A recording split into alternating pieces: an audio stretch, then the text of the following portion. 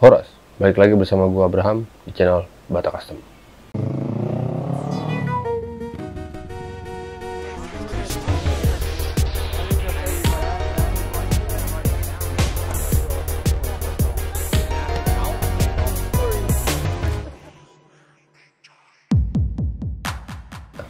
Buat teman-teman yang baru pertama kali nonton, Horas, selamat datang. Jangan lupa untuk di-subscribe biar channel ini semakin berkembang, supaya kita juga makin semangat juga untuk bikin konten-konten selanjutnya dari Bata Custom. Dan juga buat teman-teman yang dari dulu udah pada nonton, kalian semua keren. Oke, langsung lanjut. Gue mau ngebahas tentang motor hari ini, yaitu Kawasaki W175 yang berkonsep bobber. Sebenarnya bobber sih. Ngomongin konsep motor tuh sebenarnya nggak bisa dikotak-kotakin sih kalau menurut gue. Jadi gue cuma ambil garis besarnya aja, bentuknya itu menyerupai bobber sebenarnya. Ya karena sebenarnya pas gue ngedesain motor, gue nggak bisa saklek. Saklek tuh bahasa Bataknya apa ya? Strict, nggak bisa maksa gitu. Ini bobber, ini tracker, ini scrambler. Kalau menurut gue sih, kalau menurut gue nggak bisa. Jadi walaupun ini motor konsep utamanya adalah bobber, ada vibe dari entah tracker, entah scrambler yang gue masukin ke desain gitu. Jadi kalau ngomongin, bang ini motor konsepnya apa?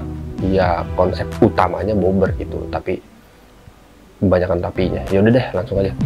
Jadi motor ini datang dari daerah Jawa Timur. Ownernya kontak langsung ke gue, minta dibikinin Kawasaki W175.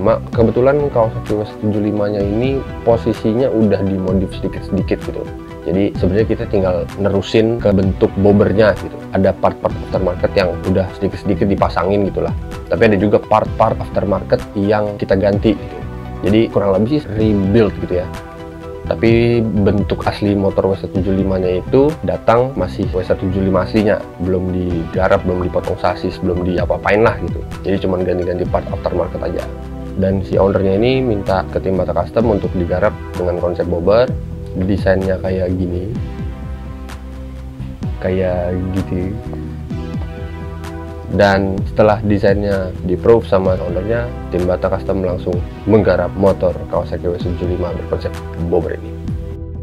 Pada saat penggarapan W175 ini, sebenarnya yang unik adalah kita belum pernah ngerjain part-part details yang ada di motor ini di motor sebelumnya gitu. Nah, ini baru lagi gitu, baru lagi kita belum pernah ngerjain bentuk kayak gini sebelumnya, khususnya di W175 gitu ya. Dan lumayan banyak details di motor ini yang sebenarnya menjadikan bobber yang bentuknya nggak klasik-klasik amat gitu. Bisa dilihat dari pemilihan part-part aftermarketnya, bisa dilihat dari details paintingnya, bisa dilihat dari pemilihan warnanya.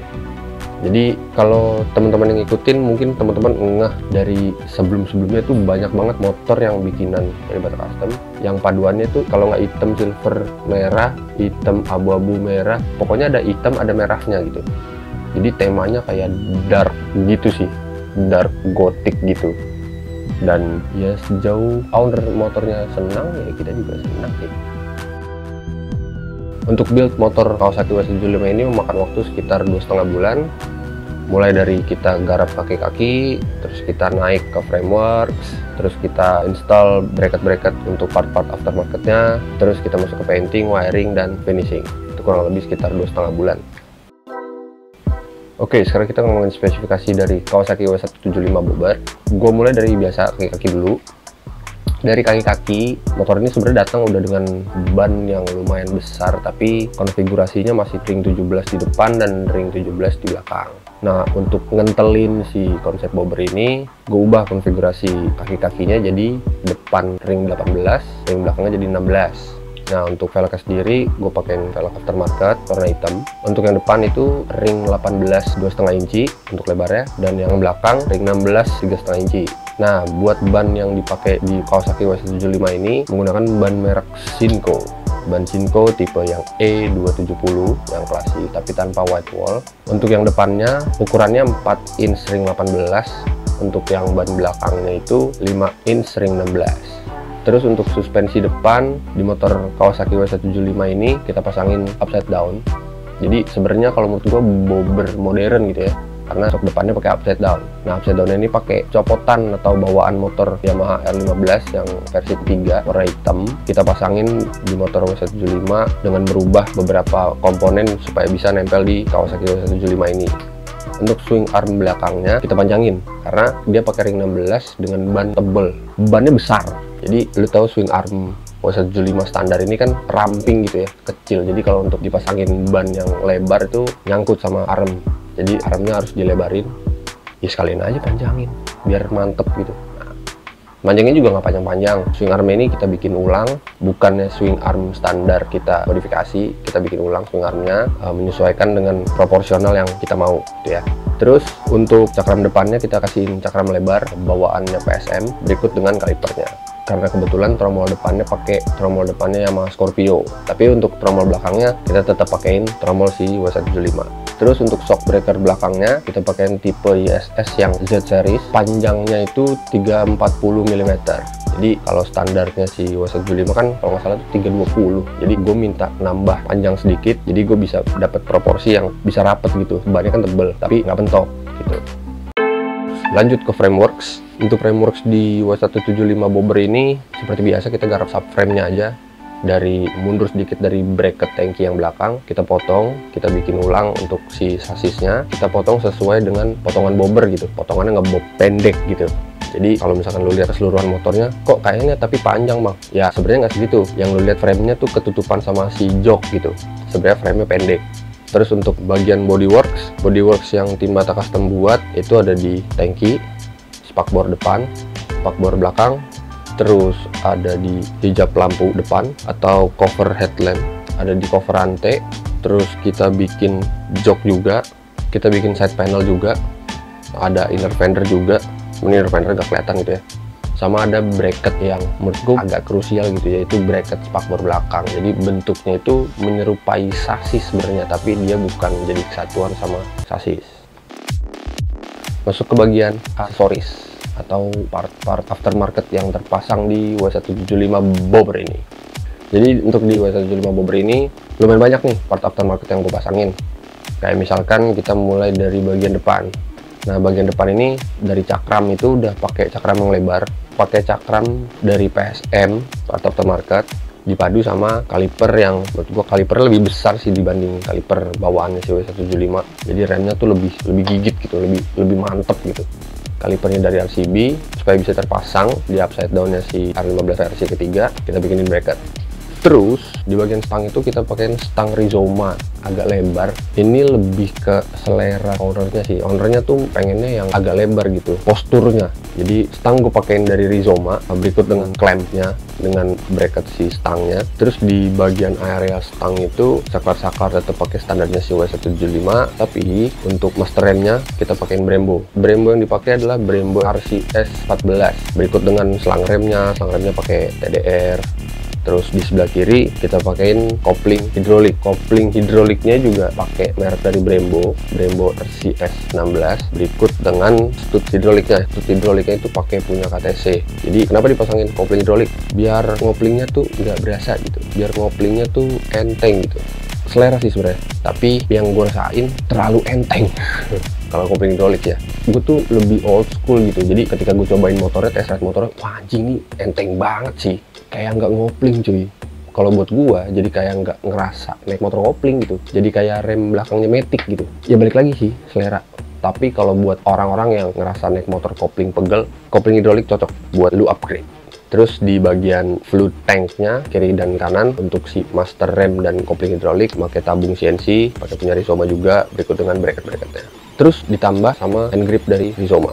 Jadi full Rizoma tuh di bagian cockpit. Terus lanjut ke bagian headlampnya gue pakein Daymaker yang 7 inch tipe V-Rod. Gue udah pernah pakein juga di build sebelumnya di Kawasaki R6N yang kuning. Menurut gue jauh ini masih Daymaker favorit gue pribadi gitu, karena Daymakernya bentuknya nggak wajar gitu. Gue seneng yang beda-beda gitu. Daymaker tuh bentuknya jenong oval gitu deh, nggak bulat, keren sih dan cocok menurut gue di tipe bobber kayak gini. Terus lampu sen depannya pakai aftermarket LED juga berikut sama si speedometer juga pakai yang digital model LED juga. Jadi bagian depan kalau lu lihat ini sih modern banget sih kalau menurut gue, tapi ya ini kemauan dari owner. Tapi kalau dari preferensi gua, alangkah baiknya kalau misalkan ada sisi klasiknya gitu. Terus mundur lagi ke bagian filter udara, gue pakein udah bukan pakai standarnya karena box filter udaranya itu dicabut. Kenapa box filter udara standarnya dicabut? Karena side panelnya mau dibikin kecil nih. Jadi box filter yang segede gaban itu yang punya WS175 harus kita tanggalkan. Nah, makanya untuk si karburator si WS175 ini gue pasangin filter udara aftermarket pakai punya Koso. Terus untuk performance part di area knalpot. Di area knalpot kita pakein full stainless steel handmade by Bata Custom. Full system juga. Dia gue bikin model pendek sih headernya, tapi gue bikin silencernya itu agak besar gitu ya. Kalau gue ngejarnya supaya suaranya nggak berisik-berisik amat gitu. Terus naik sedikit, jok juga handmade by Bata Custom. Kita bikin bentuknya simpel aja sih sebenarnya, tapi joknya gue bikin ada teksturnya gitu, biar nggak terlalu licin. Karena si ownernya ini juga requestnya motornya sih buat boncengan gitu. Jadi model joknya itu kayak untuk si pengendara agak rendah, untuk yang dibonceng agak tinggi sedikit di atas spakbor gitu. Terus di bagian belakang stop lamp sama lampu sennya juga menggunakan aftermarket LED juga. Untuk aksen, gue pasangin emblem. Ini juga sebenarnya request dari owner gitu ya. Di bagian tangki, emblem Kawasaki WS175 standarnya tetap gue pasangin di tangki. Sama di bagian side panel. Side panel itu gue pasangin emblem Kawasaki kecil. Dia bahannya aluminium. Kalau nggak salah gue beli di Tokped atau di Bukalapak gitu. Jadi gue suruh bukannya males bikin, tapi gue ngeliat lagi scrolling, wah ini cakep nih, kecil gini nih. Jadi gue coba beli, dan ternyata hasilnya boleh juga gitu. Kalau mau cek, jadi lu cek aja di online store sayangan Lulu Pada, pasti ada tuh si emblem Kawasaki yang kecil itu. Oke, untuk kalian yang sudah penasaran sama motornya, langsung aja kita lihat klip berikut ini.